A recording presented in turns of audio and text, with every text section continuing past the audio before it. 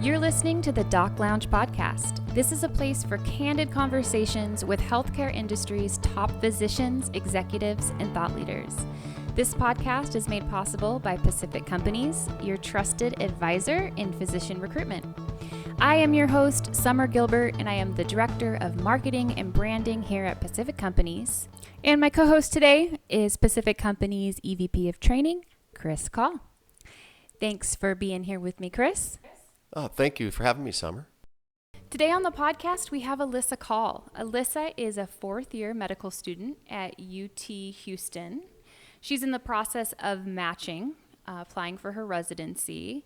So we're going to pick her brain today and just kind of get an idea about medical school and see what her plans are for the future. So really excited to have Alyssa on the podcast today. So thank you so much, Alyssa, for being here. And let's get started. We can start. Well, thank you so much for spending some time to talk with us today. Oh, yeah, of course. Happy to be here. So I know you know Chris. Yes, very well. And I am the marketing director here. My name is Summer. And so Chris has been raving about his family and you in particularly, and wanted you to get on here and just talk about all sorts of things, medical school and the direction you're going to go, dating a doctor, all of that good stuff. Sounds good. So I'll let Chris start it off. Well, why don't we start why you got into medicine, kind of a broad stroke of, you can give some insights to us.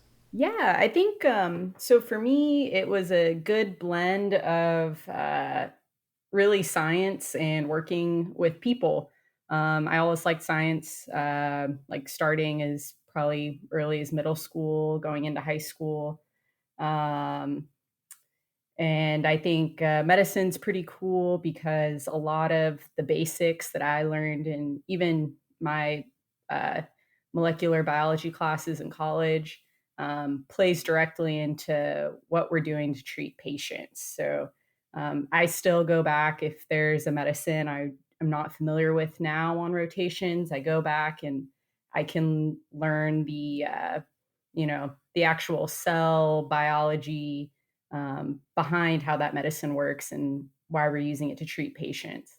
Also, it's just really rewarding to work with patients and form relationships with them to help us treat them and help them treat themselves too.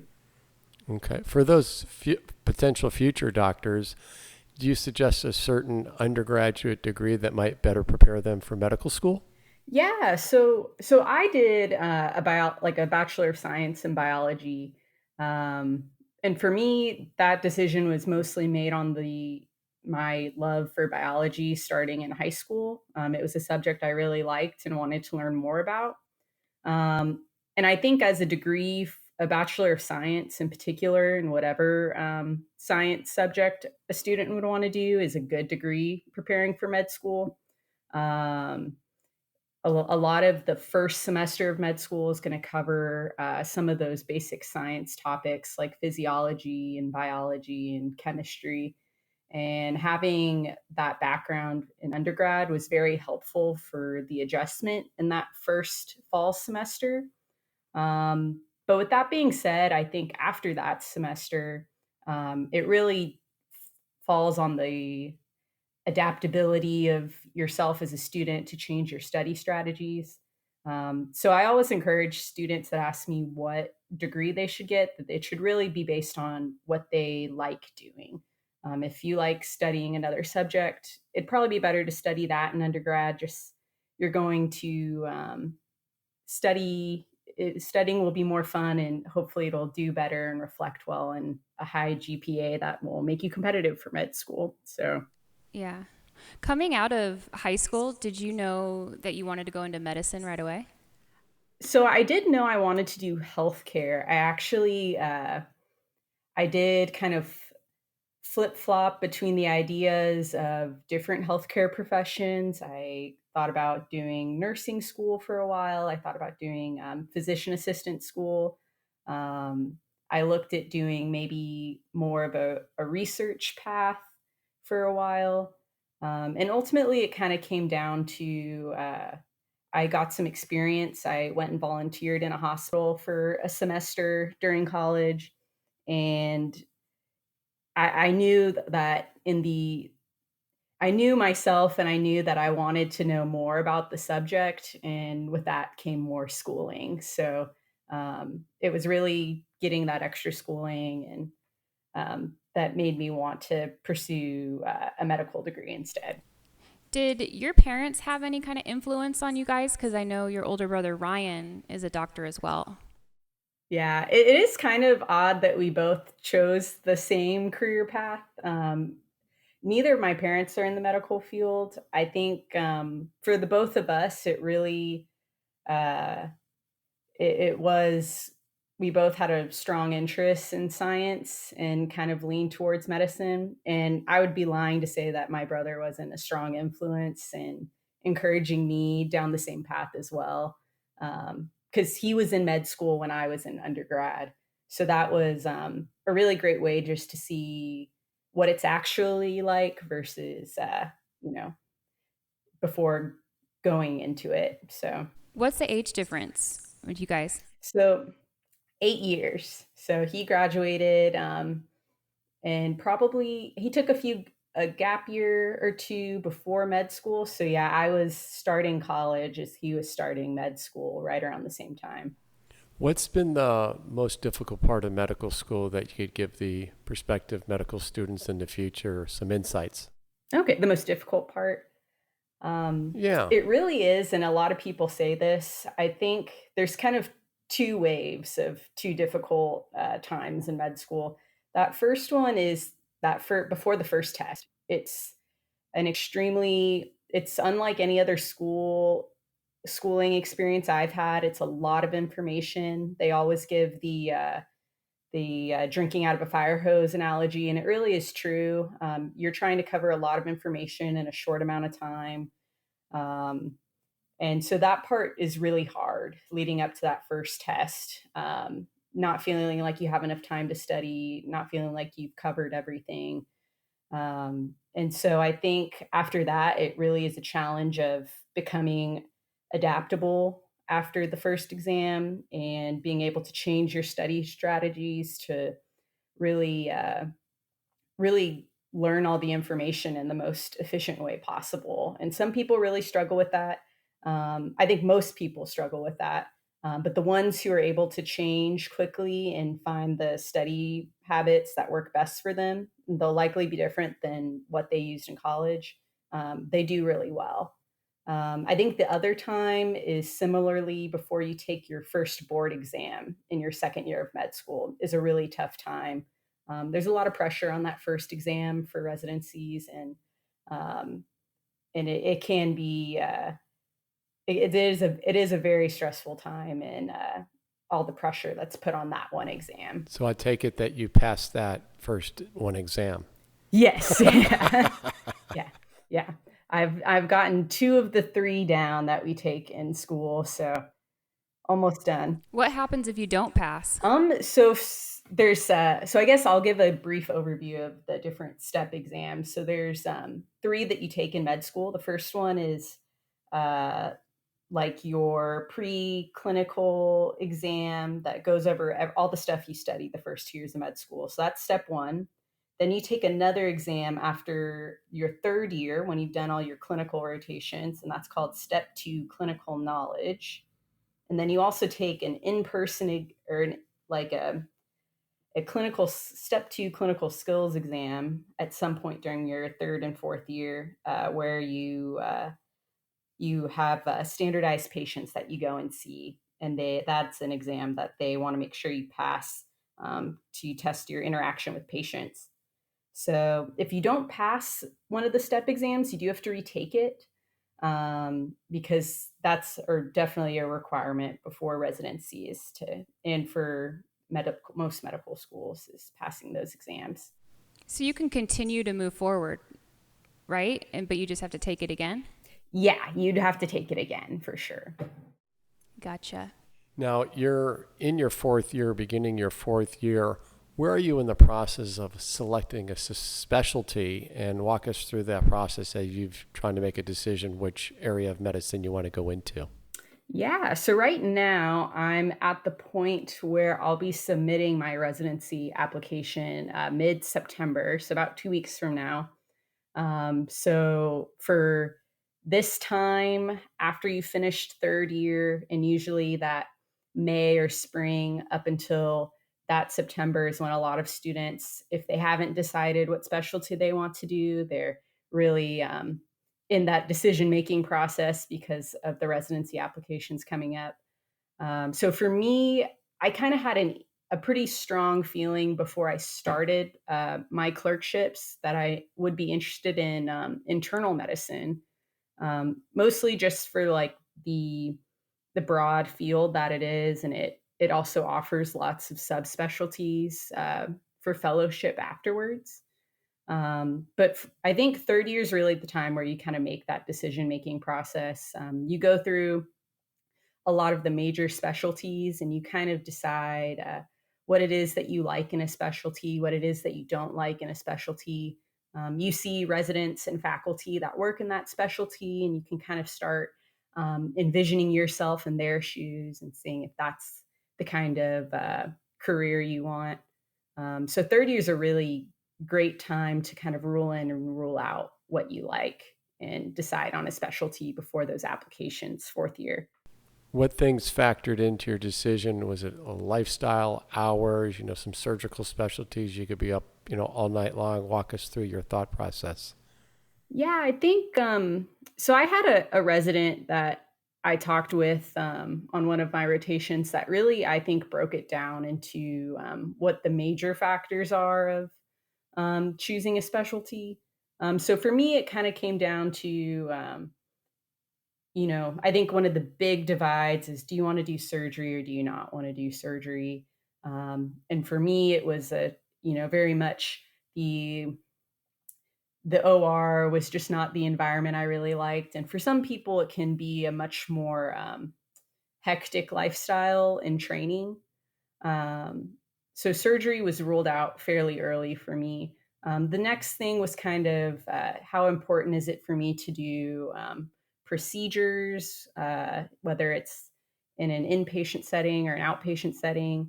Um, and even one thing that is a big decision making factor is how much time do you want to spend in the hospital and how much time do you want to spend in the clinic. Generally, if you have more clinic time, it's going to be a bit easier on the lifestyle because you're working more of a regular 8 to 5 day versus what you may be seeing if you're a hospitalist on the wards. Um, so for me, it really was, I liked a balance of inpatient and outpatient, which I can get in internal medicine. And I'm still trying to decide if having be doing procedures or not is something I'd like to do, and that'll factor more into my subspecialty choice. But and then ultimately just what you're really passionate about. So I really enjoyed all my medicine rotations and knew it was definitely a good fit after I rotated through it. It sounds like it's a foregone conclusion that you're going to do a subspecialty, or is that the jury's still out on that? Yeah, I think after internal med residency, a subspecialty will be something I pursue. Um, for me, I like the idea of having more training in something to become more of an expert in that field. Um, I also there's certain subspecialties within medicine that uh, can allow for a better lifestyle, or um, may allow me to do more procedures if that's something I decide that I'd like to be doing. Um, so looking at various subspecialties for that um, will be my focus going into those first couple years of my residency. Hmm. For those that are considering medical school and this matching process that you have coming up in the next 3 to 6 months, walk these listeners through what's going to happen and how you will match with a residency. So the the match process, it starts um, in September of your fourth year. So up until this point, I've been taking my step exams, getting letters of recommendations from the faculty that I've been working with during a lot of my, third year of medical school, and then choosing a specialty, and then researching programs that you'd like to apply to. And so, how many programs you apply to varies widely on what specialty you're doing and how competitive it is. So, if you're looking at orthopedic surgery, you're probably going to have to apply to far more programs than you would doing internal medicine or pediatrics. So, once you decide your specialty and you've looked at your programs and you've gotten all your application materials together, you submit your application mid September. Residency programs will start looking at your applications then and offering interviews. Interviews can go anywhere from October through even as late as early January sometimes. Um, so for that, you'll be going and visiting these residency programs, meeting with them, seeing what you like or don't like about the programs. And then in your spring semester, so towards the end of January, early February, you'll submit a rank list of your residency programs by preference. Um, and then in March will be the big match day. It's usually a big celebration at the med schools. They I don't really have a big envelopes for every student, and you all open your envelope together to see where you match to. So it's usually a pretty fun time. People bring family and all celebrate out in the little patio outside of our med school. So then you know where you're going, and you start residency usually that next July. Could you be sent like to another state? Oh yeah. So the match process, yeah, it's nationally. So for me now, like I'm applying to different states and programs. Yeah, so it's not just a in state process. Yeah. Well, talking about having a doctor who's a boyfriend, does that kind of come into consideration when you're trying to think where you're going to do your residency? Yeah, so there's definitely quite a few considerations. So definitely uh, for students that say they have a significant other that is living somewhere, that is something that students will discuss when they go to interviews to kind of show that they're very committed to wanting to come to a certain program because of um, you know a significant other or personal reasons that they need to be there, and can play into your favor when you're prefing programs.